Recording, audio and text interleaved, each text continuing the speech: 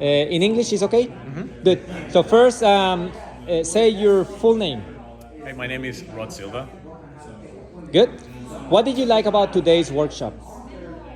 The thing that I like the most about today is that it was really practical. It wasn't just like a class or theory. It was like really practical action steps that were provided in the workshop by Dan that we can just take home and literally implement tomorrow to increase business, or in this case, growth sales.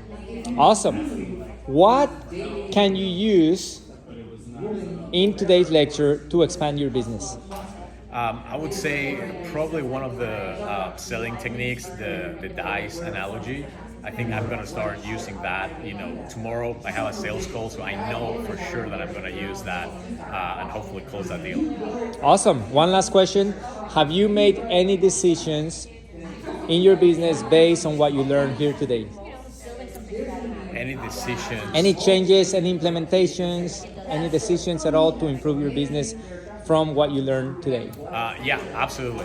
In this case, it's really important to train your sales team because sales is the lifeblood of your business. So that's the biggest change that I'm going to implement: training a sales team properly.